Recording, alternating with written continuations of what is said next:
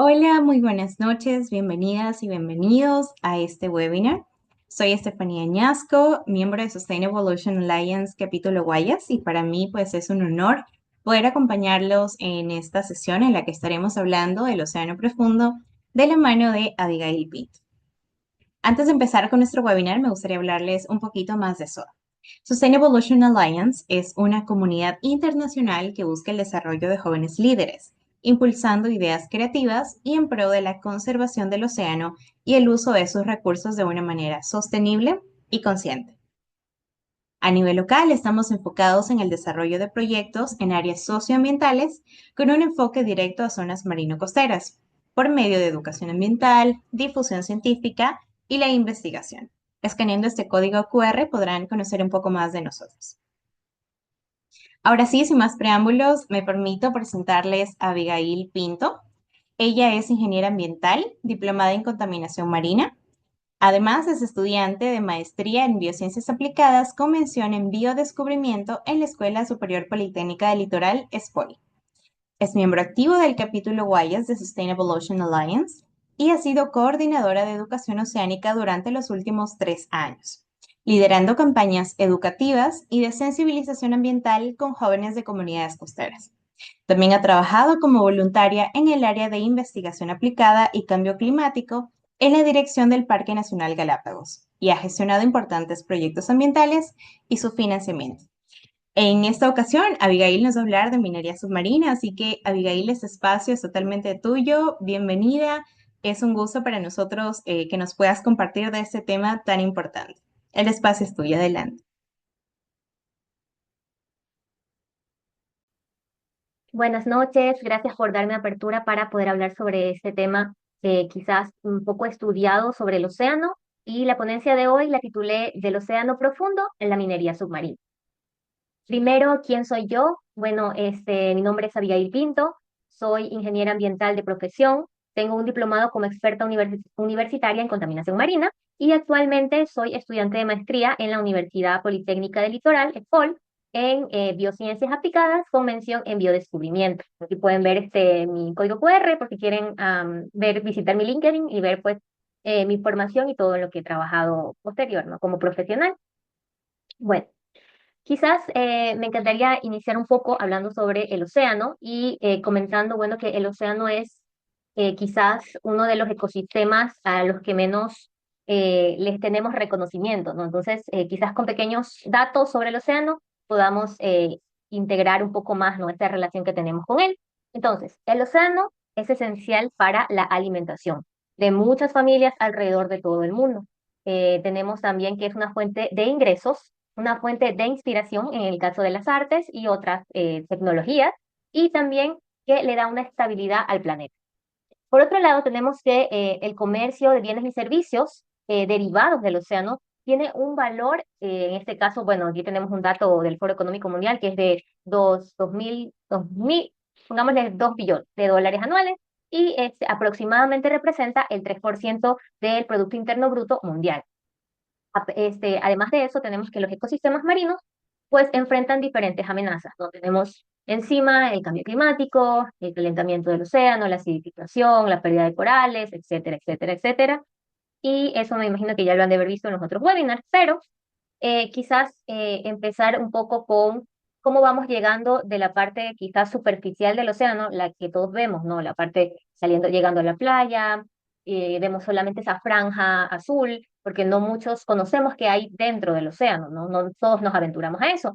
Entonces, para ello, tengo mm, este pequeño link donde hay una presentación súper linda que se llama The Deep Sea, que fue hecha por Mail Agrawal, algo así, no conozco mucho el nombre ni cómo, no cómo mencionarlo, pero me encanta estas iniciativas, ¿no? Sobre el poder presentar quizás el océano de una forma más didáctica, ¿no? Porque no todos tenemos ni el dinero ni las posibilidades de poder llegar al profundo del océano y nada como un pequeño portal interactivo, ¿no? Entonces, este portal me encanta porque tú vas bajando y vas como sumergiéndote en el océano y vas bajando conociendo los metros en los que vas explorando. Entonces, por ejemplo, aquí tenemos que, ay, déjenme traducir esto para que puedan, listo. Entonces, en este momento estamos a 12 metros de profundidad. Tenemos algunos, quizás animales más reconocidos, ¿no? El manatí, el salmón, los corales. Vamos un poquito adentrándonos más en el océano. Espérame que creo que no está, no sé si está, o no está. No, sí, ahí está. Tiene que estar en inglés, perdónenme. Bueno, entonces vamos adentrándonos un poquito más, digamos que a los 30 metros el oso polar ya hasta ahí llega. Tenemos aquí buscando a Nemo, ¿no? Tenemos también otros animales marinos que son más populares, ¿no? En temas de conocimiento para niños, para personas. Entonces, por ejemplo, aquí tenemos una beluga, quizás menos conocida, bueno, aquí una, una orca. Bueno, y así poco a poco nos vamos adentrando. Como ven, estamos a los 150 metros. Aquí ya empezamos a ver otro tipo de animales y, como se dan cuenta, vamos perdiendo la luminosidad. Vamos perdiendo la luz del sol mientras más nos adentramos en el océano. Aquí vemos una pequeña tortuga verde, ya un poquito conocida, y a esto es a lo que yo quería llegar. El océano, em, para los científicos, quizás el poder dividir el océano en diferentes capas con sus diferentes características dependiendo de los metros, nos da una idea de cómo el ambiente en el océano va cambiando conforme vamos bajando. Entonces, si se dan cuenta, subimos, esta es la superficie, tenemos la luz del sol, la luz del sol va penetrando poco a poco y tenemos, esta es la primera capa del océano.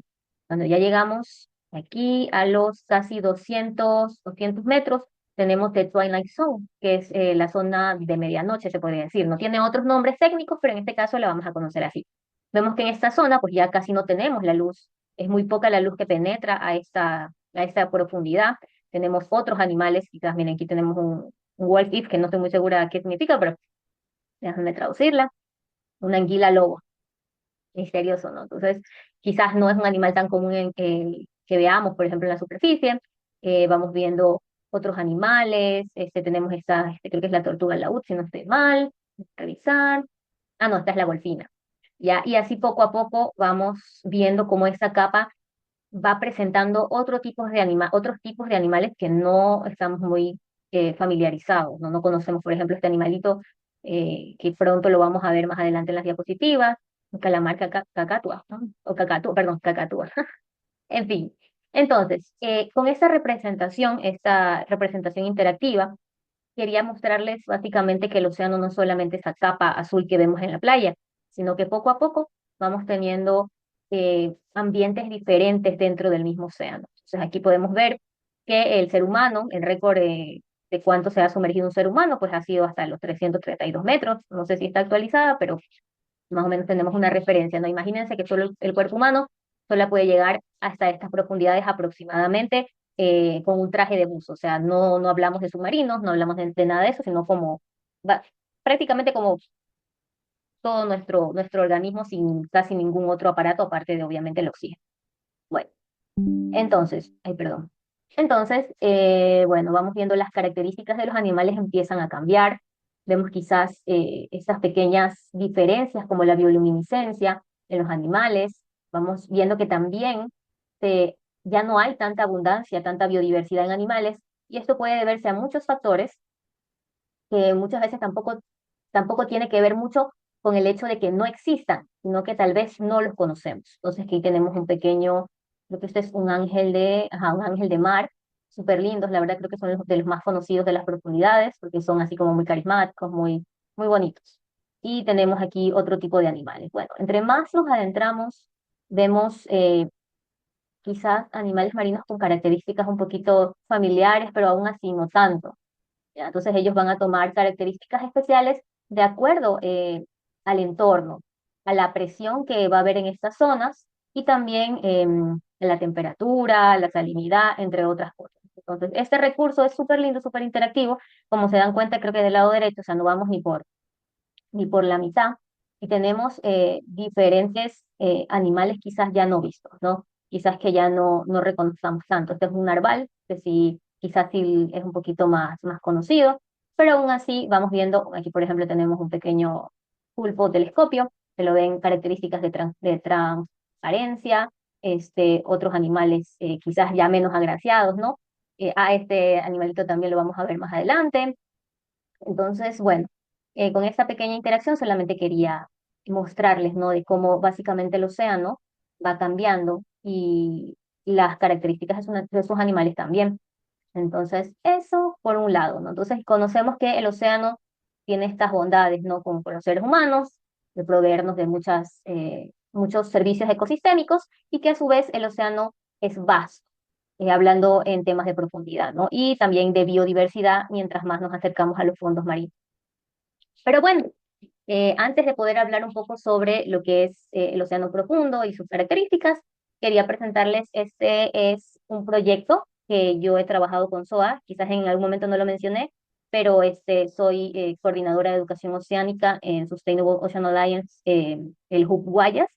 Entonces, al año 2023, yo creé este proyecto llamado PIC, Proyecto de Ilustración Costera. Este proyecto tenía básicamente el objetivo de crear talleres que estén diseñados para reflejar el contexto territorial, cultural y enfocándonos principalmente en la pintura en acuarela. Entonces, para dar un poquito más de claridad, nosotros creamos estos 6 talleres que pueden ver aquí. Déjenme mover esta partecita de aquí. Estos 6 talleres en el cual íbamos a bueno, trabajamos un piloto en una comunidad, la comunidad de Engabao, en playas, aquí en la costa ecuatoriana, y básicamente lo que hacíamos es dar talleres de pintura con acuarela dentro de los espacios naturales de esta comunidad. Teníamos la playa, teníamos el manglar, teníamos las partes rocosas, entonces el poder sacar a los jóvenes de un ambiente quizás más estructurado como más formal, mejor dicho, como un aula, y poder llevarlos a espacios que quizás ellos se sienten pues conectados porque ellos viven ahí, pero que no conocen a cabalidad, como por ejemplo sus recursos, no sé, sus formaciones, las características del océano, entre otras cosas, tal vez quizás alguna planta que no saben muy bien cómo se llama ni para qué sirve dentro del ecosistema. Entonces, todas estas dinámicas intentamos integrarlas con educación oceánica a través de arte. Entonces, dentro de este proyecto, decidí incluir como último taller minería submarina. Más adelante vamos a ver lo que es la minería submarina, sin embargo, me pareció ideal el poder incluir dentro de estos talleres poco a poco temas con los que ellos se conecten y vayan conociendo poco a poco el océano. Entonces, el primer taller era un taller de introducción acerca sobre teoría del color, el manejo de la acuarela, todo muy, o sea, todo muy básico, ¿no? Después continuamos con el taller de manglares del Guayas. Hablamos un poco sobre los manglares, sobre su distribución, sobre qué manglares existían dentro de la población de Engabao, y también lo hicimos dentro de un manglar, o sea, pintamos y tuvimos esta clase dentro del espacio natural para que ellos puedan de alguna forma conectar y no solamente tener datos del manglar, sino también eh, poder verlo, plasmarlo y que de esta forma dentro de ellos quede este aprendizaje, ¿no? Esta conexión. Ya no todos tenemos la ventaja de hacer ciertas actividades en espacios naturales. Entonces, esta es una ventaja que las comunidades costeras tienen, ¿no? Que muchas veces, pues, no son tan abordadas, ¿no? Porque quizás no se nos ocurrió ir a un manglar a pintar, por ejemplo. Entonces, bueno, continuamos con un taller sobre contaminación marina. En Ecuador, en la parte costera, tenemos un problema inmenso sobre la contaminación marina, sobre los desechos, los residuos, sobre básicamente aguas residuales. Entonces, la parte costera muchas veces ni siquiera cuenta con alcantarillado, perdón. Entonces, el poder quizás conectar el tema de océano y contaminación y la parte social mediante un taller dentro de una playa, pudo dejar un mensaje más fuerte, ¿no? Que quizás una minga, que quizás no sé, algún otro tipo de actividad en pro del tratamiento de la contaminación. Después tuvimos un taller sobre animales marinos. Bueno, con los animales marinos tratamos animales específicamente que ellos hayan visto o que vean dentro del espacio, bueno, dentro de su territorio, que es en Gabao. Entonces, como pueden ver, enfocamos, o sea, los animales que pintamos y que vimos reflejados en los talleres son animales con los que ellos muchas veces se han topado en la playa por variamientos o incluso aves marinas, que quizás no sabían cómo se llamaban. Le pusimos nombres científicos, bueno, más bien con la idea de que, bueno, conozcan que el animalito a veces no solamente tiene su nombre común, sino que también tiene un nombre con el cual globalmente se lo puede reconocer, ¿no? Entonces estas cosas van introduciendo conceptos diversos de las ciencias, en este caso de las ciencias naturales, ¿no? De la biología y demás, que poco a poco quizás despierten en ellos algún tipo de interés, ¿no? Porque también hay que estar conscientes de que como son jóvenes, quizás en algún momento se pueden plantear el hecho de estudiar alguna carrera y quizás estas aristas, estos pequeños guiños hacia lo que es la ciencia, algo como un nombre científico, ¿no? Que normalmente se utilizan más en la academia, puede llegar a resonar en ellos para, por ejemplo, escoger una carrera de cara a las ciencias, ¿no? También tuvimos un taller sobre limpieza de microplásticos. Lastimosamente esta playa realmente no genera mucha basura, macro basura. Sin embargo, tiene muchas zonas, muchos puntos clave, donde llega una cantidad y se aloja una cantidad inmensa de microplásticos ya realmente muy fragmentados, prácticamente los tocas y se deshacen. Entonces, en este caso, pues empezamos a revisarlos, a analizarlos, empezamos a preguntarle a los jóvenes por qué creían de dónde creían que venía el plástico, por qué creían que estaba tan frágil, o sea, dándonos quizás pequeñas hipótesis sobre el porqué de estos plásticos en esta zona cuando realmente no se genera tanto plástico de la comunidad. Y por último tenemos el taller, ¿no? El taller ideal, que fue el de minería submarina, un tema, una problemática oceánica que aún no palpamos, pero que está latente globalmente, y que de alguna forma logró conectar los 6 talleres en ese orden con la idea de que los chicos pudieran cuidar el océano. Entonces, dentro de este taller de minería submarina, nuestros resultados se vieron reflejados al momento en el que los jóvenes hicieron la conexión de el océano y esta problemática, se podría decir, eh, este ataque hacia el océano, ¿no? Entonces, este pequeño guiño, ¿no? De un tema quizás no tan conocido como por ejemplo el plástico, como por ejemplo los derrames de petróleo, pudo de alguna forma generar un sentido de urgencia y de preocupación en los jóvenes.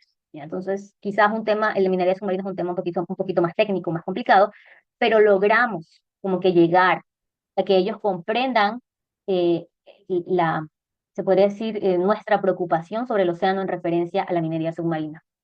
Y bueno, quizás me explayé mucho, entonces vamos a continuar con el océano profundo. Aquí tenemos unos pequeños animalitos que quizás no son tan conocidos, son animales pues que ya se encuentran muchas veces a los, qué sé yo, 700 metros, 600 metros, por ahí, ¿no? De la profundidad. Entonces, quizás muchas veces no hayamos visto uno de estos animales, ¿no? Con sus formas tan diversas, colores muchas veces que mm, se escapan, ¿no? De lo que es nuestro espectro como tal, pero que aún así existen y se presentan en una diversidad de formas y posiblemente de roles muy importantes en el océano que aún no conocemos. Entonces, miren estas hermosas criaturas. Este video es del Embaree, que es un museo, creo que si no estoy mal, o un acuario. Bueno, no estoy muy segura, pero básicamente se dedican a la investigación, ¿no? De los fondos marinos, entre otras. Entonces aquí tenemos, por cierto, el video está a velocidad como por 4, entonces por eso vemos que los animales se mueven tanto, pero realmente no se mueven así. Los animales del fondo marino suelen tener movimientos mucho más lentos para poder, perdón, los animales del fondo suelen tener movimientos mucho más lentos para poder ahorrar energía, ¿no? Porque como vimos en la página interactiva, la luz del sol se va perdiendo conforme vamos avanzando en las profundidades y como han de saber, la luz del sol provee de mucha energía a diferentes organismos, ¿no? Nosotros, las plantas, entre otros, ¿no? Entonces aquí vemos que ellos al no recibir la luz del sol, muchas veces sus movimientos suelen ser más lentos para conservar esa energía. Bueno, continuemos. En las profundidades se presentan diferentes características que no aparecen, que no tenemos en la superficie, ¿no? Tenemos, bueno, esas profundidades extremas que pueden llegar desde los 200 metros hasta casi los 10.000 metros. Uno de los ejemplos quizás más conocidos es las fosas de las Marianas. También las profundidades suelen tener altas presiones. Entonces, aquí vemos una de quizás, de las más primordiales variables para poder visitar el fondo del océano que nos dificulta el poder estudiarlo de la forma que podemos estudiar otros ecosistemas en la Tierra, en el espacio. Algo que me gusta mucho de estos temas es que siempre está el comentario, ¿no? De que hemos explorado más no sé, Marte, o sea, hemos invertido más en la exploración espacial que en la exploración del océano profundo. Esto se debe muchas veces a estas variables, ¿no? Que eh, no permiten que el ser humano como tal pueda hacer una inmersión, pueda hacer un estudio sin invertir demasiados recursos y generar nuevas tecnologías para poder enfrentar estas variables como las profundidades extremas, la alta presión a la que se somete el cuerpo humano y cualquier otro tipo de objeto a las profundidades. Tenemos también que se encuentran pues ecosistemas muy especializados con criaturas como les presenté anteriormente, ¿no? Que están adaptadas a estos entornos, criaturas bioluminiscentes, o sea, que tienen brillos, que brillan, así como las luciérnagas, este, no sé si conocen bueno, tal vez otros fenómenos de bioluminiscencia en la Tierra, ¿no? Que son básicamente brillan en la oscuridad. También otro tipo de adaptaciones, ¿no? Las formas, los peces muchas veces en las profundidades ya empiezan a tener estas formas más, mm, menos agraciadas, ¿no? Podemos ver creo que una de las mejores referencias es la película de Buscando a Nemo, que se pierden en una fosa y encuentran creo que es un rape, un pez que tiene como una pequeña antenita, ¿no? Que brilla y que atrae a los otros peces y así es un mecanismo para depredar, pero bueno, entonces estos mecanismos y estas adaptaciones de estos animales son súper diferentes a las que conocemos en la Tierra. De ahí tenemos, perdónenme, ahí tenemos la parte de la oscuridad total, ¿no? No hay luz del sol en las profundidades y ustedes se preguntarán cómo tienen los animales la energía, pues más adelante lo vamos a ver. También tenemos que el océano profundo posee bajas temperaturas, o sea, extremas a un nivel de 0 grados centígrados, 4 grados centígrados. Entonces vemos que el ser humano o sea, el entorno ya empieza a ser hostil para el ser humano desde la temperatura. De ahí también sabemos que tienen sedimentos y una geografía diferente. Muchas veces los fondos marinos pues se presentan en muchas formaciones rocosas, montañas submarinas, cañones, las fosas, o que estos como acantilados marinos, ¿no? Y que son muy diferentes a cómo muchas veces se presenta la geología, la geografía dentro de la Tierra, la parte superficial, ¿no? Déjame seguir. Bueno. Entonces, hablando un poco sobre las adaptaciones de estas criaturas, tenemos, como mencioné anteriormente, la bioluminiscencia, que tiene sus porqués, tiene sus usos, ¿no? Para estos animales en los fondos marinos. Uno de ellos es la comunicación. Ellos a veces se comunican por estos pequeños destellos de luz que ellos mismos generan. También sirven para cazar y para defenderse de depredadores, ¿no? Y también tenemos el hecho de que, como mencioné anteriormente, del hecho de que no llega luz a estos fondos, a más de 1000 metros de profundidad, pues la luz se pierde totalmente, la fotosíntesis ya no existe y las criaturas dependen de algo llamado quimiosíntesis, ¿ya? Esto es un proceso por el cual las bacterias convierten las sustancias químicas en energía, ¿no? Entonces aquí tenemos del lado derecho, aquí pueden ver una fosa, una hidrotermal, creo que es. Entonces, muchas veces las bacterias viven alojadas alrededor de ellas para poder generar esta reacción química, ¿no? Y poder tener energía. Bueno, quizás aquí vamos a hacer otro pequeño disclaimer, ¿no? Sobre las actividades de SOA y les voy a presentar a un animal del fondo marino que es conocido como el pulpo dumbo. El pulpo dumbo es un octopus, un pulpo, que tiene unas características particulares de los fondos marinos. Él existe, por si acaso él existe, y bueno, vamos a verlo más adelante. ¿Por qué hablar sobre un pulpo de las profundidades en este momento, no? Como saben, el tema de hoy es del océano profundo a la minería submarina. Entonces, en algún momento más adelante vamos a hablar sobre el tema a cabalidad de la minería submarina. Sin embargo, esta problemática ya ha sido abordada extensamente en una lengua diferente a la nuestra, diferente al español, y es el inglés. Como sabemos, el inglés es un idioma global, ¿no? Sin embargo, al no tener nosotros esa misma lengua, el poder conectar diferentes noticias que incluso estén pasando en este momento, se genera una desconexión lingüística. ¿Qué me refiero? De que quizás hay una problemática global que se aborda más en el idioma inglés que en el idioma español. Entonces, quizás esta noticia, que es tal vez grave en ese momento, nosotros como hispanohablantes no la recibimos al mismo tiempo que personas que hablan esta lengua más globalizada, ¿no? Entonces, el cómo nosotros abordamos estas problemáticas de desconexión en cuanto a nuestros idiomas, pues ha ido mejorando, ¿no? Por el tema del Internet, de las nuevas tecnologías y demás. Sin embargo, esto es algo que se ve muy reflejado en el tema de la minería submarina.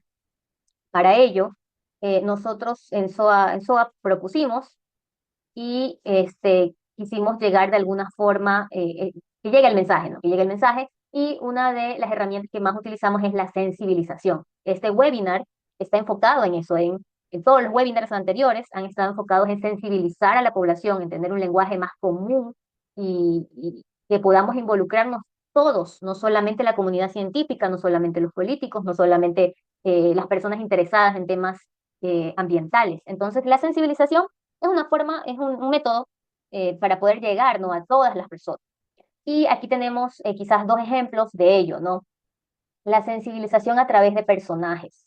No sé si conocen, el Capitán Planeta es un personaje que crearon en Estados Unidos. Él es un superhéroe que fue creado para promover la conciencia ambiental y el cuidado del planeta. Creo que tiene una serie, diferentes episodios y creo que fue ¿hace cuántos años ha de haber sido que crearon? Bueno, fue hace bastantes años. Entonces, si tú, por ejemplo, en Estados Unidos a una persona o varias personas le haces como alguna encuesta si conocen al Capitán Planeta, pues muchas veces te van a decir que sí, que lo conocen. Y asimismo hay otros personajes que han sensibilizado a la población en general sin tener que abordar temas tan complejos, como por ejemplo Máximo.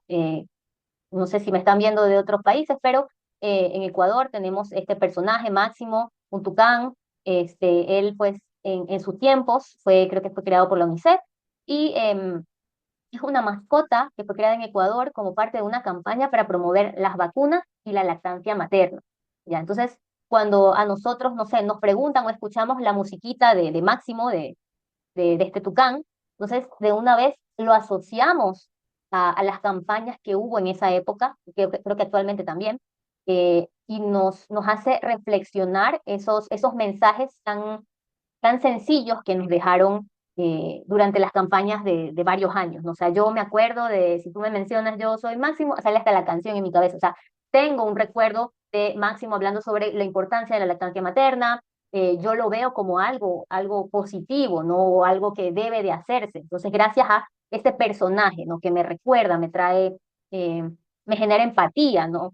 Y así, con esa dinámica, a inicios desde 2024 propuse una campaña digital contra la minería submarina, enfocados básicamente en la población ecuatoriana, con este personaje. Este es un pulpo dumbo, como anteriormente mencioné. El pulpo dumbo tiene unas características muy similares a este pequeño personaje, como lo ven aquí. Estas son dos de las partes que hicimos para la campaña, que la pueden revisar en Instagram, de Soaguayas, @Soaguayas en Instagram. Y vemos no, características diversas que tiene este animalito, ¿no? Aquí podemos ver un pulpo dumbo real, ya como lo ven, es así carismático, ¿no? Es tal vez es poco conocido, casi desconocido. Lo podemos ver aquí en cámara lenta, ¿no? Si se dan cuenta, pequeñas, entre comillas, orejas, ¿no? Cómo le dan esta apariencia tierna, esta apariencia juguetona, el ojito, los tentáculos que muchas veces, como pueden ver, los tentáculos ni siquiera se parecen a un pulpo clásico que vemos no sé, en la playa, por ejemplo. Bueno, no en la playa, pero en la costa. Entonces, este pulpo lo utilizamos como un personaje, su nombre es Tuti, y el inicio de la historia de este pulpo es que él era un pulpo de las profundidades, de los 3.000, 4.000, 5.000 metros de profundidad, que vivía muy feliz pues, en su entorno, ¿no? Y este pulpo realmente lo que quería es generar en las personas esta misma empatía que pudimos ver anteriormente con Capitán Planeta y con Máximo, y poder que se vea, que sea visualmente, que sea atractivo, que sea llamativo. Y este pulpo con orejas, pues, tiene esta historia de que él desea enfrentar esta nueva amenaza del océano, la minería submarina, ¿no? Como él físicamente, porque aparte de ser un personaje digital, como lo pudieron ver ahí anaranjado, bonito y todo, también creamos unos peluches. Entonces, no solamente podíamos visualizarlo, sino que tenemos la opción de tocarlo, de palparlo, ¿no? Tener estas características quizás, la suavidad, las formas, el tocar, ver, el de saber que hay algo eh, que es físico y que podemos con el cual podemos interactuar. Llegó a ser una idea más como conexión con los niños, sin embargo, pudimos ver que también fue un gran recurso para poder llevar esta problemática con los jóvenes, ¿no? Entonces, vemos que esta sensibilización, al menos ahora que ya hemos terminado la campaña, pues realmente ha generado una cierta empatía, ¿no? Una cierta, no tanto ni preocupación, sino como que interés de la comunidad en la minería submarina, ¿no? Solamente por un pequeño personaje que, como vimos anteriormente en las imágenes, pues él está intentando llevar un mensaje, ¿no? Para proteger su hogar. Entonces, el pulpo Dumbo tiene diferentes características, como les comentaba, ¿no? Quizás una de las más destacadas son esas orejas, que quizás no conocen, pues no, que realmente no son orejas, sino que son aletas que él usa para impulsarse, ¿no? En el océano, porque él las mueve y nada por ahí, ¿no? Entonces, bueno, más bien como que flota, pero nada a la vez. Maravilloso este animal. Entonces, aquí tenemos algunos datos científicos acerca del pulpo, su clasificación, el tamaño que puede llegar a medir, entre los 20 y 30 centímetros. Sus vidas no suelen ser muy largas, al menos en los estudios que se han hecho, que realmente nunca se sabe, ¿no? Porque del océano profundo, al no haber tanta investigación, siempre descubrimos cosas nuevas, ¿no?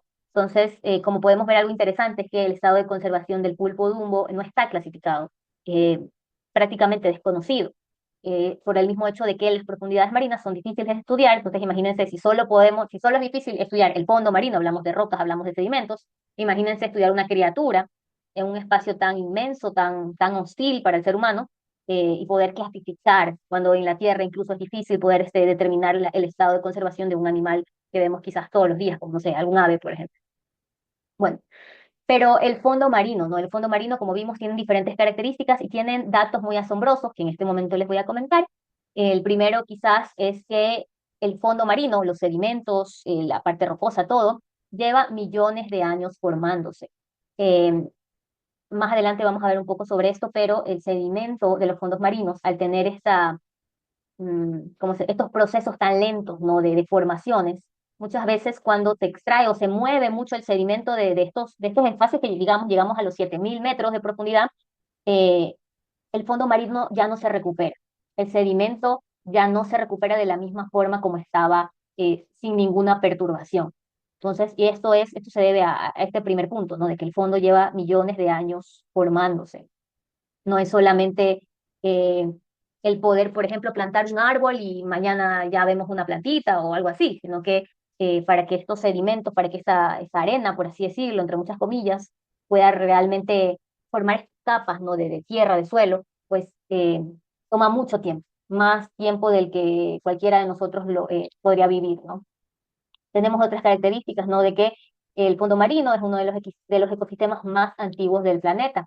No sé si en otros webinars también vieron el tema de cómo se formó el tierra. Entonces, vemos que estos ambientes profundos tienen años de antigüedad, muchos más años de los que podría tener cualquier otro bosque ya no tan prístino de la parte terrestre.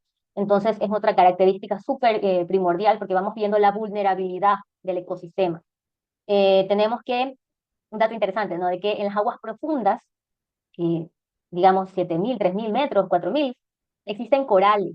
Entonces, qué interesante que no solamente existan, ¿no? En estos parches coralinos, por ejemplo, aquí en Ecuador, o arrecifes de corales en otras partes del mundo, sino que en estos fondos marinos también existen corales, ¿no? Y estos corales son conocidos como corales de aguas frías, que pueden vivir hasta 4000 años. Entonces son corales súper antiguos que también tienen esta característica de crecimiento lento, ¿no? De un crecimiento glacial, como normalmente se suele mencionar. Entonces, qué, qué horrible sería, ¿no? Tener un coral que ha tardado años, 1000, 2000 años formándose, para que cualquier perturbación lo destruya y él no pueda volver por así decirlo, a florecer no sé, en otros 1000 o 2000 o 3000 años. Entonces, y todas las especies que habitan dentro o alrededor de estos corales también van a perder sus medios de vida. Entonces, qué interesante, ¿no? El conocer la parte de estos corales tan poco estudiados, ¿no? Y como ya mencioné anteriormente, pues los ritmos de vida en el océano profundo son extremadamente lentos y por ello su fragilidad, ¿no? Mm, bueno, el deseo de muchos es proteger estos ecosistemas casi prístinos, ¿no? Por el mismo hecho de tener estos ritmos tan lentos de vida. Pero bueno, ¿qué hay en el océano profundo y por qué el tema de la minería submarina se va acercando poco a poco, ¿no? A estos fondos tan desconocidos. Bueno, en el lecho marino, donde se encuentran casi todos estos sedimentos que mencioné anteriormente, hay unas piedras, se podría decir, unas rocas que tienen así esta forma de aquí que vemos en medio, ¿no? Que son prácticamente como una papa, ¿no? Una papa negra, un carbón. Y estas piedras no son carbón. Estas piedras realmente se conocen como nódulos polimetálicos, un nombre quizás un poco complicado, pero tiene su porqué, ¿no? Estas piedras poseen diferentes minerales, que son minerales valiosos, tales como el cobre, el hierro y otros elementos que podemos ver del lado, creo que es del lado izquierdo, no sé, del lado donde está el pulpo, ¿no? Donde está Tuti. Y aparte de tener estos minerales valiosos que están concentrados en estas rocas también sirven como un anclaje para diferentes especies, como los corales, las esponjas. También es un mecanismo que ellos tienen, ¿no? Muchas veces estos animales suelen aferrarse a estas rocas y para generar pues una estabilidad y así poder reproducirse, entre otras actividades. Ahora, algo interesante que se descubrió, creo que fue a inicios de este año o fue a finales del año pasado, no recuerdo muy bien, hubo estudios en el fondo marino, ¿ya? Y en estos estudios em, se descubrió que estos nódulos polimetálicos, que estas rocas, generan algo llamado oxígeno negro.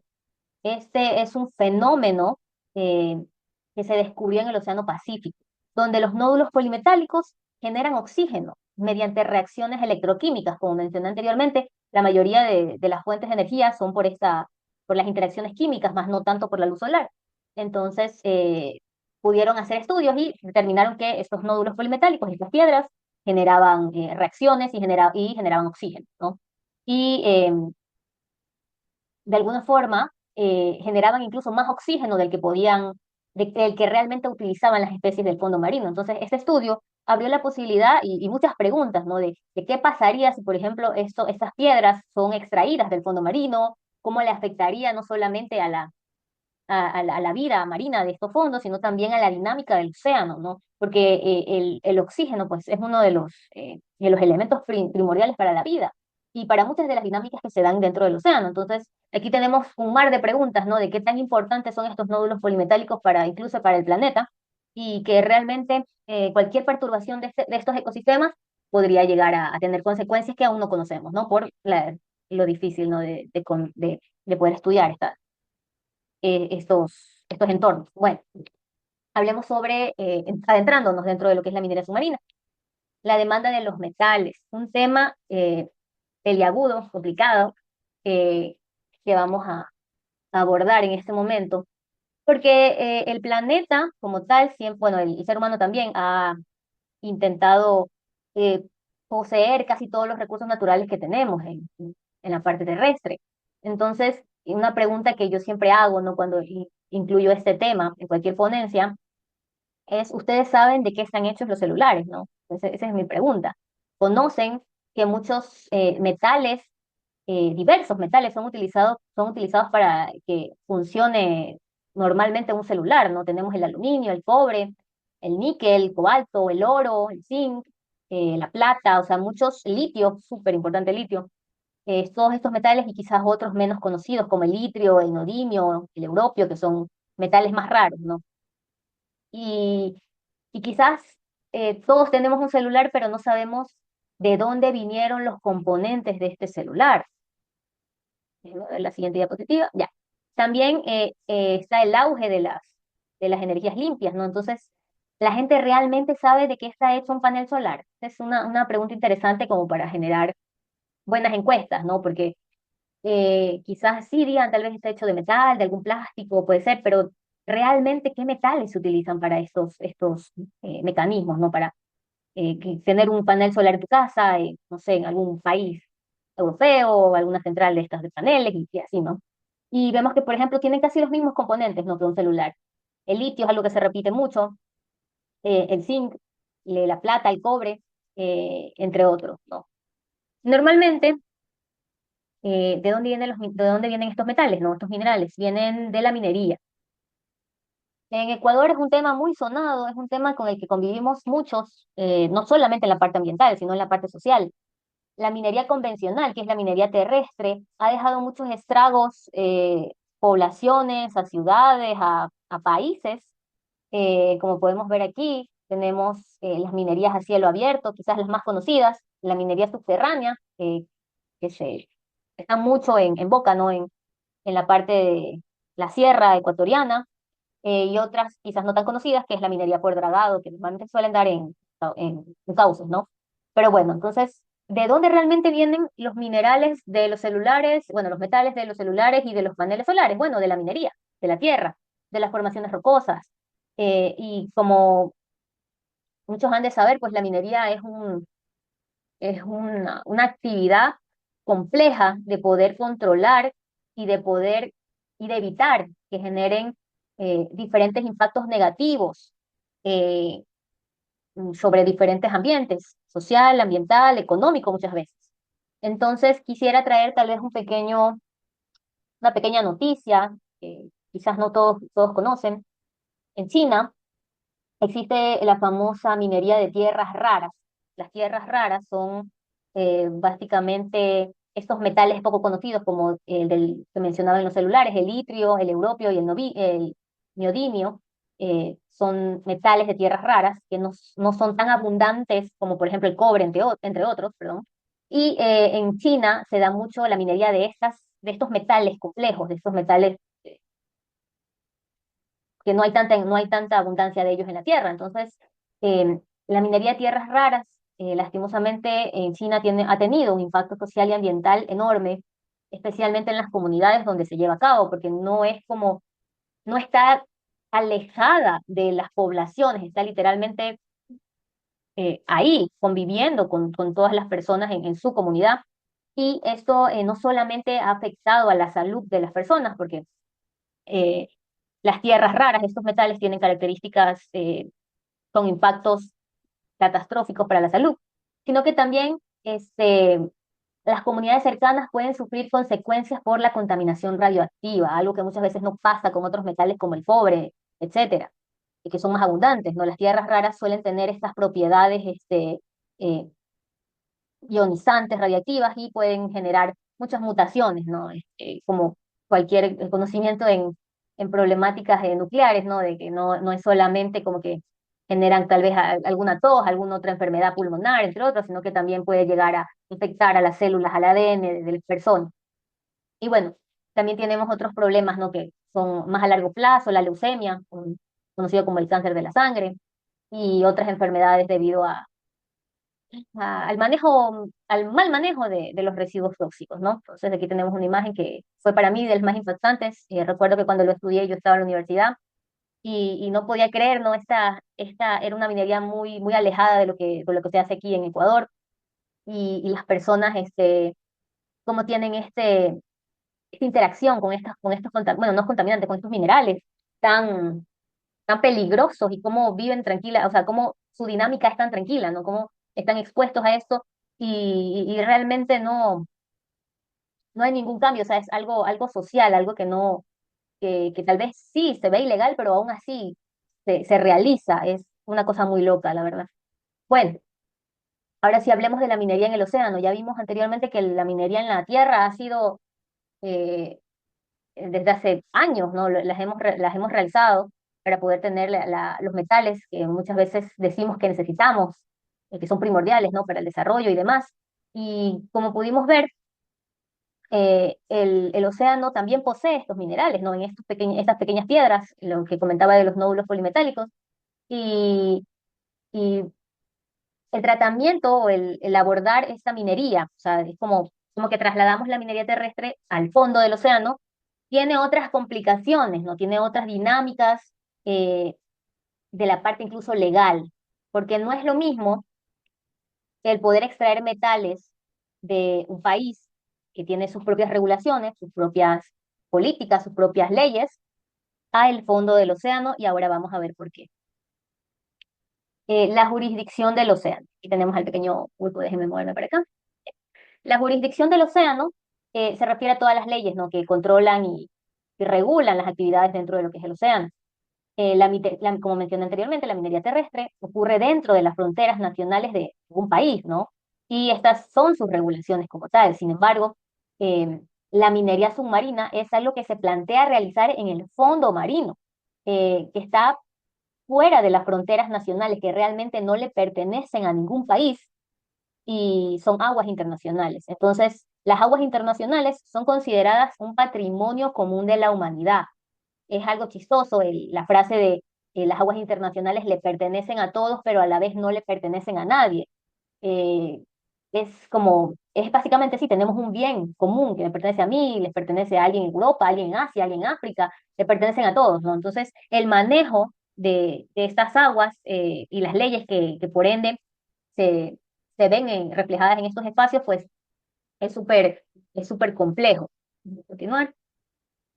Bueno, entonces, como dije, realmente los fondos no pertenecen a ningún país, pero sus recursos deben compartirse entre todos, lo que genera unos desafíos legales inmensos, realmente. Entonces, hay una ambigüedad jurídica que exige que existan negociaciones internacionales, que por ejemplo Ecuador se ponga de acuerdo con Canadá y a la vez se ponga de acuerdo con Japón y a la vez se ponga de acuerdo con algún país en el Caribe o cosas así. Entonces, que todos nos pongamos de acuerdo para poder de alguna forma eh, gestionar estos recursos presenta una problemática inmensa.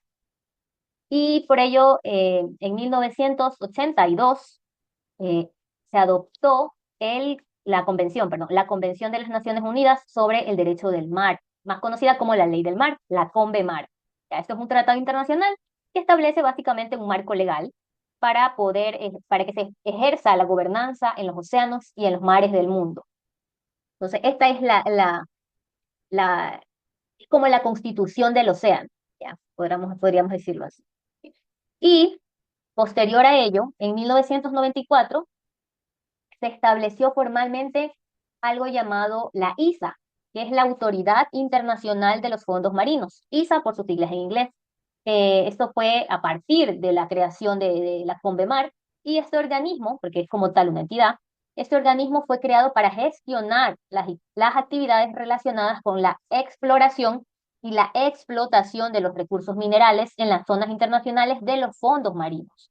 Estamos hablando de que los fondos marinos son regulados por esta entidad y que ambiguamente no tienen este objetivo de no solamente proteger, sino de también explotar, lo cual dentro de de la comunidad internacional, eh, que, bueno, las ONGs en general, que tenemos esta visión conservacionista, ¿no? Sobre el océano, pues genera muchas dudas, mucho conflicto de intereses, ¿no? El hecho de querer preservar y cuidar un entorno prístino, complejo, como los fondos marinos, a la vez que quieres explotar sus recursos. Entonces, es un poco extraña, ¿no? El objetivo real de esta autoridad, pero bueno. Entonces, ¿cómo empezamos a abordar, ay, un momento, ya, cómo empezamos a abordar el tema de la minería submarina? Bueno, aquí podemos ver un mapa del mundo, más o menos. Tenemos aquí la parte de América, del otro lado están los demás. Entonces, en medio tenemos el Océano Pacífico y muy cerca de México y Estados Unidos existe algo llamado la zona Clarion-Clipperton, el CCC. Ya, esta zona no es una infraestructura, no es un pedazo de tierra, no es una zona que está delimitada espacialmente, o sea, que no tiene límites físicos, no tiene como les explico, no tiene muros, no tiene nada de eso, no es una zona en medio del océano que está de alguna forma dividida, ¿ya? De tal forma que diferentes países han pedido permisos a la ISA, a la autoridad anterior que vimos, para poder tener algo llamado concesiones mineras. Las concesiones mineras es algo que se da tanto en la minería terrestre y ahorita lo estamos viendo reflejado en la minería submarina, que es básicamente como que te dan un pedazo, en este caso de océano, para que tú desarrolles actividades, en este caso, y de lo que hasta ahora sabemos, solamente de exploración. Entonces, esta es la zona más explorada del océano, no por casualidad, sino porque esta zona en medio del Océano Pacífico tiene los fondos marinos con una gran cantidad de recursos de nódulos polimetálicos y de recursos minerales que, que muchos países y entidades, empresas, entre otras, eh, quieren explotar en un futuro. Esas son sus intenciones. Entonces, la ISA ha dado estas concesiones de exploración. Entonces, una de nuestras líderes de SOA Ecuador, me gusta que diga que muchas veces estas partes son pedazos del océano que otros países y otras entidades se han rifado, ¿no? Como que han dicho, bueno, yo quiero mi pedazo, pido un permiso y ya. Entonces, vemos aquí muchas cosas complejas, ¿no? Estamos viendo de que el océano realmente no tiene una ley definida y no tiene un dueño real, pero aún así vemos a otras, bueno, digamos, ¿no? Entre comillas, muchas otras personas o entidades que sí están intentando eh, favorecerse y ser dueñas muchas veces de los recursos que se supone deberían de ser para la humanidad en general y que debería de haber un consenso de que todos tengamos las mismas posibilidades y eh, las mismas oportunidades de decirle no queremos hacer esto o sí queremos y aún así no muchos se ven involucrados, muchos países no contemplan no eso como una opción, otros sí. Entonces, no sé si en algún momento, aquí en algún momento han escuchado acerca de esto, ¿no? Acerca de cómo el planeta está, bueno, no el planeta, el océano, eh, realmente tiene pedazos, zonas así, en las cuales pues realmente nadie te preguntó si te parece una buena idea o no, eh, el poder, el cuidar o no cuidar un ambiente tan frágil como vimos anteriormente. Entonces, la zona de Clarion Clipperton es una zona muy polémica y que tiene muchas dinámicas complejas, ¿no? Por el hecho de tener estas palabras tan difíciles, de estos términos tan difíciles de concretar como las concesiones mineras, los permisos y demás información. Pero bueno, estamos creo que a la mitad o no, menos de la mitad, casi al final de esta presentación y recién vamos a hablar de qué es la minería submarina. Aquí tenemos un pequeño video que fue proporcionado por una entidad, la Coalición en Protección de los Fondos Marinos. Y la minería submarina realmente es un proceso de extracción de estos nódulos, de estas piedras, ¿no? De estos depósitos minerales en el fondo marino. Como hemos estado hablando anteriormente, pues el fondo marino ya vimos que son 8.000, 1.000, 2.000 metros de profundidad, entonces se quiere básicamente, o sea, como vemos en el video, este es el proceso, ¿no? Que se hace. Se envían robots, porque como vimos anteriormente también, las condiciones de los fondos marinos son muy extremas para el ser humano, entonces se envían estos robots o estas máquinas, porque son una mezcla de los dos, se las envían a los fondos marinos, hacen este tipo de farmeo, le digo yo, ¿no? De recolección de recursos, van arrasando con todo el fondo marino, con todas las criaturas que viven perdón, que viven alrededor o encima de estas rocas, y básicamente esta es la famosa minería submarina, ¿no? Entonces vemos que estas máquinas tienen un cable que va hacia el exterior, perdón, hacia el exterior, hacia un bote, va extrayendo todos estos recursos, los van procesando, se los van quedando y al final botan todo este sedimento que ya no les sirve, ¿ya?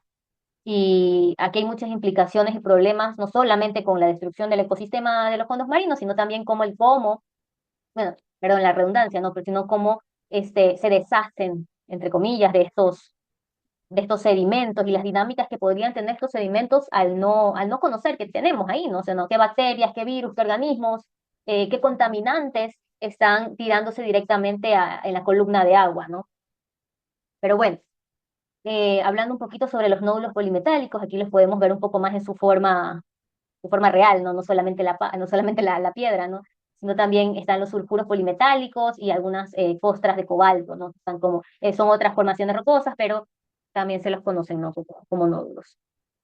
Y bueno, ¿por qué se desea extraer estos nódulos? Bueno, muchos gobiernos y empresas, como vimos en la zona del CCC, muchos gobiernos y empresas están mirando, ¿no? Las profundidades del océano en busca de estos metales, ¿no? Porque se cree o sea, ellos creen, no, yo no creo, pero muchos de ellos creen que estos metales son indispensables para la transición verde, ¿no? Para poder crear estas baterías para los vehículos eléctricos, para crear estos paneles solares, o sea, eh, y realmente em, No sé qué transición verde sería esa, ¿no? El poder destruir un ecosistema prístino como los fondos marinos y después decir que somos ecológicos y tantas cosas, ¿no? Pero bueno, algo importante que no mencioné en lo de la zona Clarion-Clipperton es que es interesante ver cómo muchos países ya desarrollados son los mayores consumidores de minerales y que muchas veces no están realmente asociados a la protección del océano, ¿no? Muchas de estas concesiones se han dado en la parte profunda del sur global, o sea, hablamos de nosotros, ¿no? El sur es conocido como la parte más pobre del planeta. No solamente hablamos sobre la parte de América del Sur, sino otros pedazos del planeta del sur que también hemos sido explotados de alguna forma sin ningún tipo de retribución ambiental, por así decirlo. Entonces vemos aquí algunos de los países que tienen las concesiones antes mencionadas, vemos aquí a países como no China, Japón, y otros. Y esto realmente nos pone una visión, ¿no? ¿Por qué realmente estos países tan desarrollados desean una vez más explotar zonas vulnerables, zonas que realmente no están ni siquiera cerca de, de, de sus dinámicas de vida? Porque si vemos el Océano Pacífico y cualquier actividad que se realice ahí va a afectar principalmente, obviamente, a la parte costera de América, ¿no? Entre otros lados de la parte europea. Sin embargo, como por ejemplo otros países que están como que en medio de sus continentes, no se van a ver afectados realmente por cualquier problemática que se genere de acuerdo a la minería submarina, ¿no?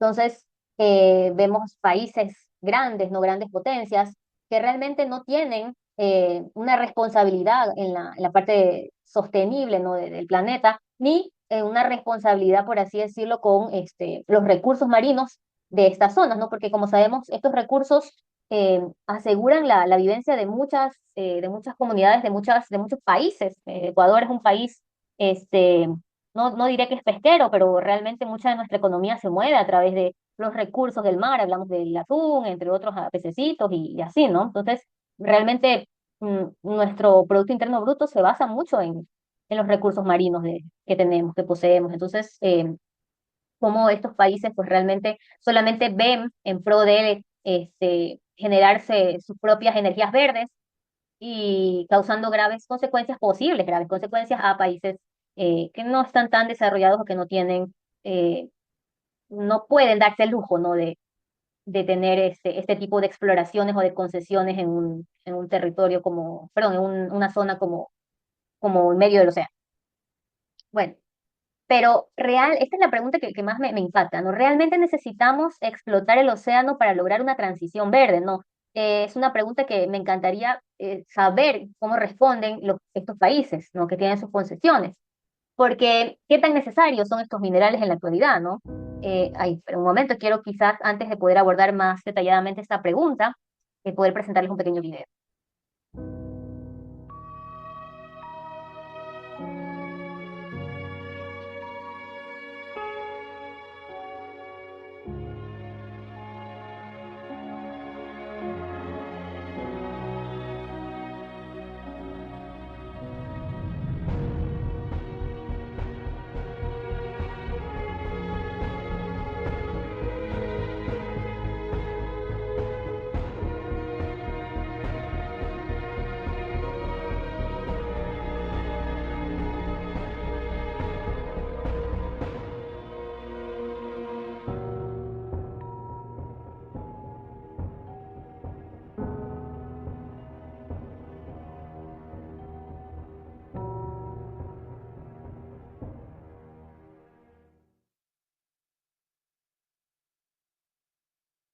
Bueno, ojalá pudieran escuchar el audio, espero que sí.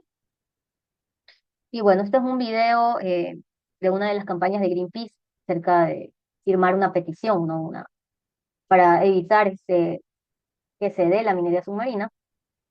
Y realmente para mí la primera vez que lo vi fue muy impactante, no solamente por verlo en una animación, ¿no? Porque es bastante llamativa, sino por el hecho de toda la biodiversidad que realmente no nos ponemos a analizar que existen en los fondos marinos. He leído muchos artículos viejos o libros incluso, en los que decían que el fondo marino es como un desierto, y realmente no es así. Realmente el hecho de no saber qué hay ahí no es porque no exista vida, sino por el hecho de que es complicado estudiar los fondos marinos. Ver toda esta diversidad, ¿no? Tal vez el color es un poquito más llamativo y todo, pero existe vida ahí, y el hecho de involucrar mecanismos tan agresivos como estas máquinas que pudimos ver, este como dragado, eh, es muy, es muy impactante, es muy impactante el poder saber que, por ejemplo, nos preocupa tanto a todos, realmente un bosque, viendo, por ejemplo, incendios que se han dado aquí en Ecuador, cómo los animales sufren, quemaduras, muerte, incineración, todo, y, y que algo así pueda ser evitado, que pueda darse dentro de los fondos marinos, pues realmente nos pone en una posición, bueno, a mí al menos en una posición vulnerable, ¿no? De, de planteármelo muchas, muchas veces. Y aquí tengo una pequeña frase eh, de un profesor del MIT, que dice que a medida que la sociedad avance hacia la conducción de más vehículos eléctricos y el uso de energías renovables, habrá una mayor demanda de estos minerales para fabricar las baterías necesarias para descarbonizar la economía. Y es algo que estamos viviendo en este momento, ¿no? Realmente, vamos a una parte más reflexiva, ¿no? Del webinar, en el que la vida del fondo marino, como vimos, se mueve a un ritmo glacial. El sedimento se acumula a razón de 1 milímetro cada milenio, un, un tiempo inimaginable para un ser humano, para la vida realmente de un solo ser humano, ¿no? Y el ver que esa dinámica de la minería, que ya vimos las afectaciones terribles que tiene la parte terrestre, eh, querer trasladarla al fondo del océano, es solamente otra más de las miradas extractivistas, ¿no? que tiene el ser humano en general. Y una frase que me gustó mucho, que trabajamos con el pulpo, con Tuti, era esta de que no se puede seguir con la misma mentalidad extractivista y esperar resultados diferentes. Eh, la frase es contundente, ¿no? Seguir explotando recursos y ecosistemas frágiles, esperando una transición verde, una descarbonización, eh, realmente no, para mí no tiene pies ni cabeza. Aquí vemos la parte puntual, ¿no? De los procesos destructivos que se podrían dar, eh, por exploración también se ha dado en estos entornos. Uno de ellos es el desequilibrio, la pérdida irreversible de las funciones de estos ecosistemas que no conocemos, la contaminación, la perturbación, como vimos, de los sedimentos, la toxicología sobre estos mismos sedimentos, la dinámica que pueden tener con los animales que viven ahí. Vimos otro tipo de perturbaciones, las máquinas generan un ruido, o sea, tranquilamente puedes ver que una máquina de estas magnitudes no es muy silenciosa, ¿no? Entonces, el ruido es una perturbación para especies que no, o sea, para especies de fondos marinos que no están acostumbradas a este tipo de contaminación, que puede generar, eh, no sé, roles y dinámicas, redes incluso de interacción entre ellos en la ecología misma, puede generar cosas impensables. O sea, no puedo darles ni siquiera el nombre de eso porque yo no lo sé y porque la mayoría, porque casi nadie en este planeta lo sabe, porque no son estudiados. Entonces también tenemos la contaminación lumínica. Creo que todos hemos experimentado, ¿no? Nos despertamos en la mañana, o no, ni siquiera nos despertamos, estamos dormidos y de repente alguien prende una luz, casi prácticamente nos deja ciegos. Entonces, este tipo de contaminación en un espacio donde hay una oscuridad total también puede generar unas dinámicas, unos impactos negativos terribles dentro de la biota en estos ecosistemas. Y obviamente la pérdida de la biodiversidad, la destrucción de especies e interrupción de cadenas alimentarias en el océano. Creo que es tal vez de las cosas más importantes que tal vez muchas pesquerías puedan tomar, ¿no? Como un atentado hacia su industria, ¿no? Porque imagínense alguna dinámica, alguna red alimenticia que exista en colaboración con los fondos marinos, que siempre hay, debe de haber y existe seguramente, que no conocemos también, es que por ejemplo, esta red trófica que exista posiblemente, la dinámica con los animales del fondo marino y la dinámica de las partes superficiales, como por ejemplo, o sea, la red trófica del atún, por ejemplo, se puede ver afectada, ¿no? Entonces, es una pérdida o algo que tal vez la industria, por ejemplo, pesquera, no va a saber abordar en el tiempo en el que se pueda o no darse la minería submarina. Entonces, qué planteamos en general, ¿no? Quizás una de las alternativas que más podemos ver, ¿no? Que sean más factibles, que se puedan dar, ¿no? Es que, bueno, Esta transición verde realmente no es tan verde y por ende se propone aumentar el reciclaje y el uso eficiente de estos materiales, ¿no? De los, bueno, en general, de los materiales y de los minerales que en ellos hay, ¿no? Estos metales, entre otros, lo que podría reducir la demanda en un 60% a casi un 90%. Entonces, esto no lo digo yo, realmente son estudios de expertos, ¿no? De que tenemos alternativas más sostenibles para poder abordar la escasez, entre muchas comillas, de los recursos minerales, ¿no? Y bueno, hablando quizás un poco sobre datos así al azar que hemos estado investigando durante la campaña, aquí me pueden ver a mí con una reportera, Clarita Reyes, es la vocera en una radio, y ella pues nos dio el espacio, ¿no? Para hablar un poco sobre esta problemática, ¿no? Y en esta entrevista se tocaron diferentes puntos, tanto como vemos aquí la diversidad de estas formas, esta diversidad tan hermosa que tienen algunos animales en los fondos, así como otras cuestiones internacionales, como por ejemplo, eh, se podría decir noticias, ¿no?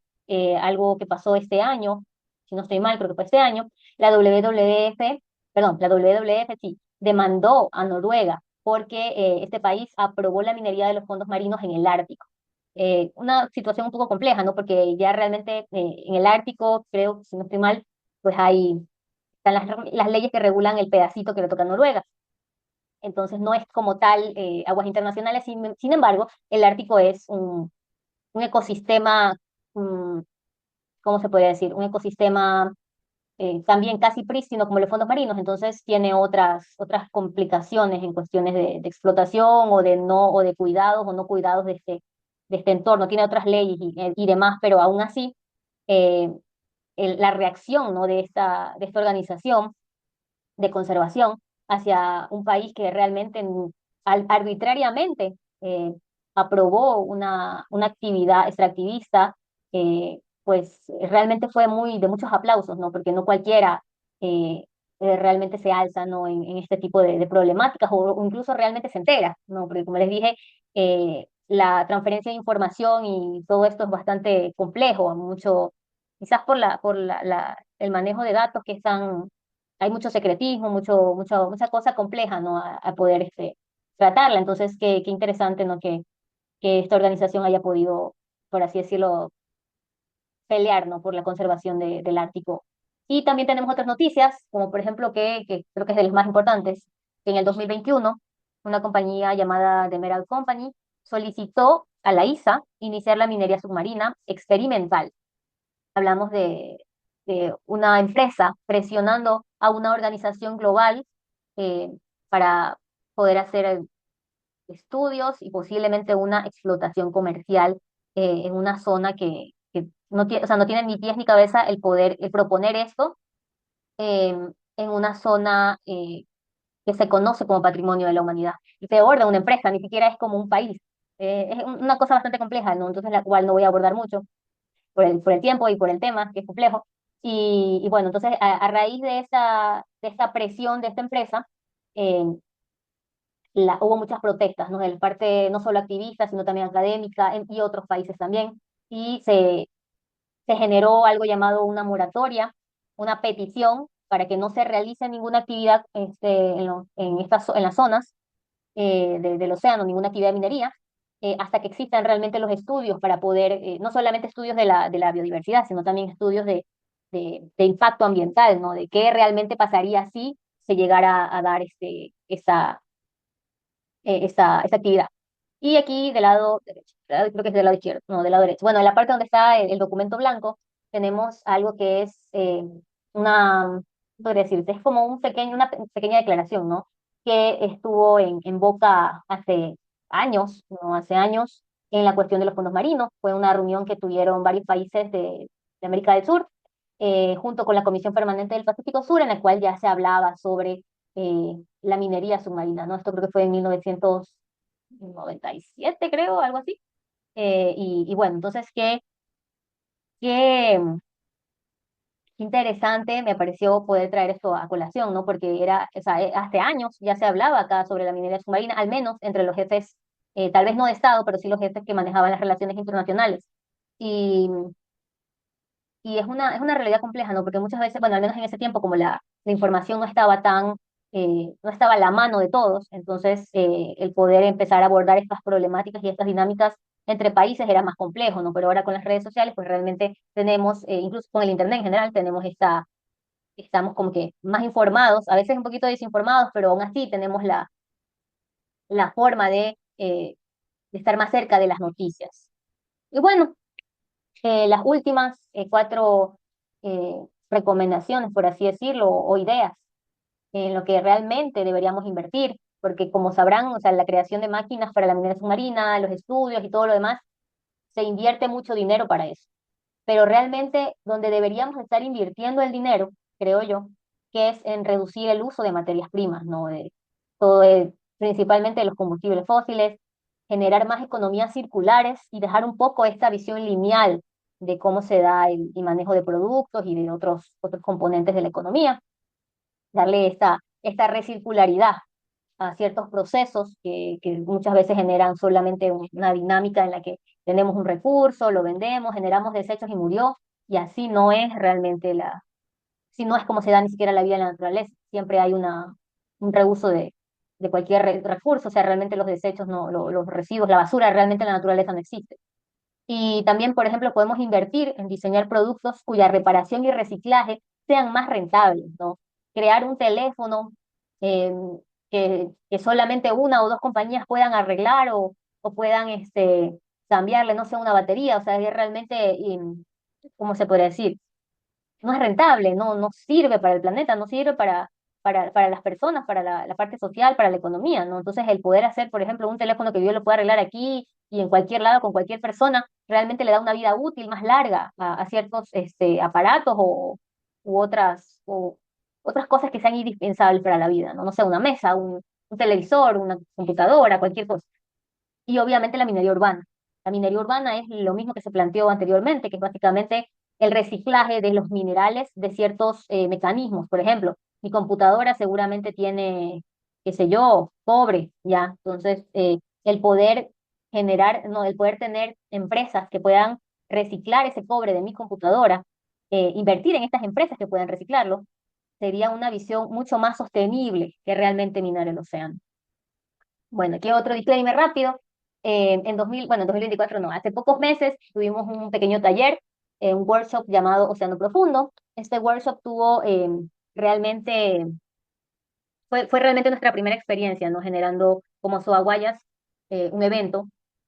Y en este evento tuvimos, gracias a la gestión que tuvimos, una fuimos respaldados por el diseño de las Naciones Unidas de las Ciencias Oceánicas para el Desarrollo Sostenible, la década de los océanos. Aquí podemos ver el logo.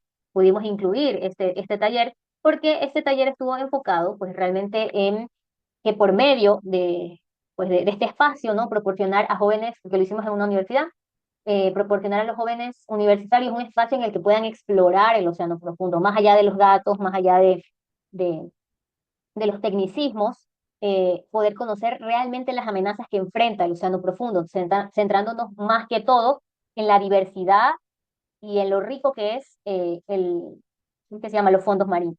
Ya, entonces ahí en este taller pudimos integrar lo que es la música, la literatura y el arte.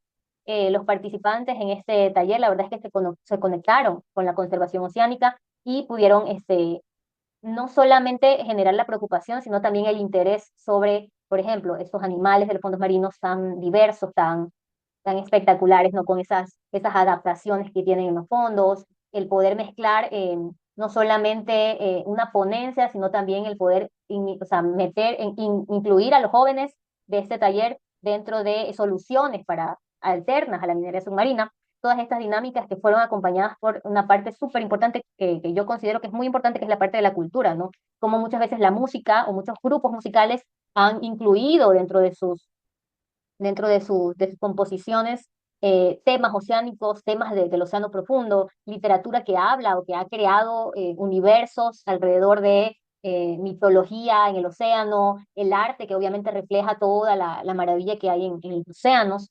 Y ahí, por el momento ya. Entonces, por último, creo que ya sería lo último. Aparte del workshop, ¿no? En el workshop también vimos el siguiente video. Vamos a ver un tráiler sobre un documental llamado The Deep Rising. Este documental aborda la problemática de la minería submarina, tanto la diversidad del océano, como la parte técnica, como la parte, que se podría decir, de las empresas y de lo que desean y desean del océano como tal. Entonces es un documental realmente largo. Ahorita solamente vamos a ver el tráiler, pero es bastante enriquecedor, ¿no? Porque son dinámicas diferentes a las que conocemos en problemáticas oceánicas como la contaminación por plástico, entre otros. Entonces, aquí les voy a dejar el...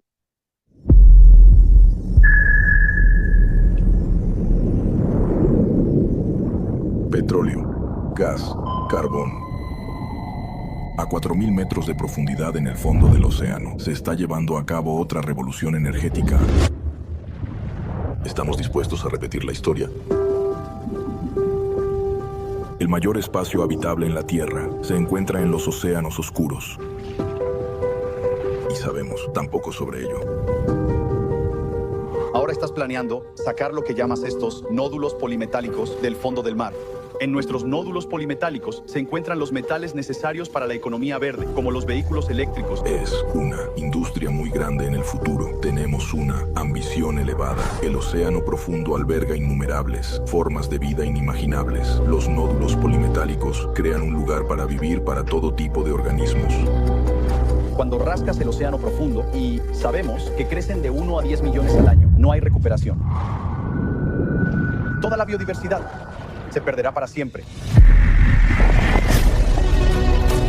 Tenemos este enorme depósito de 900 millones de toneladas de nódulos polimetálicos. Está sentado sobre uno de los activos más valiosos del mundo. En este momento, la autoridad está en una coyuntura crítica. El conflicto de interés debe ser examinado con mucho cuidado. La razón por la que estos recursos minerales están en riesgo es por la mala gobernanza. Estamos contra el reloj. Solo necesitaremos uno. Para producir 1.5 millones de toneladas, ¿hay especies desconocidas allí? ¿Vamos a matar a algunas si están en nuestros nódulos? Sí, lo haremos. El estudio es para entender cuál es el impacto de llevárnoslas. Donde quiera que la humanidad deja una huella en el océano, todo el sistema se ve afectado de maneras que apenas comenzamos a comprender.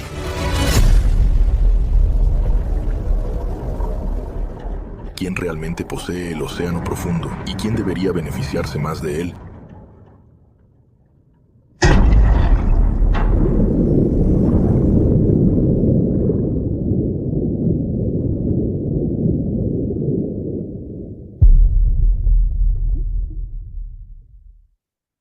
Bueno, espero que les haya gustado este documental. Creo que está en algunas plataformas. Igual, déjenme prender aquí.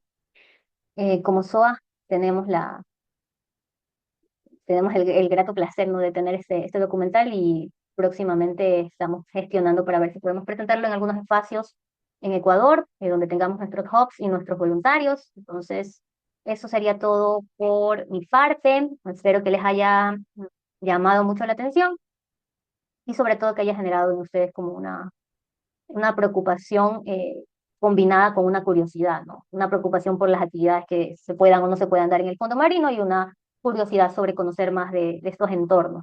Entonces, muchas gracias por quedarse conmigo hasta el final, y eso sería todo. Muchísimas gracias, Abigail, por presentarnos este tema. Ha sido increíble escucharte. Esperamos que para todos ustedes quienes nos han acompañado en esta sesión hayan aprendido muchísimo, la hayan disfrutado, y pues no nos queda más que invitarlos a que nos sigan en todas nuestras redes sociales que les presentamos en esta pantalla. También pueden escanear el código QR para que puedan estar al tanto de nuevas iniciativas, proyectos que llevamos a cabo, así como de nuevos eventos como este para seguir aprendiendo del océano. Muchísimas gracias. Nos vemos en una próxima ocasión. Que tengan buena noche.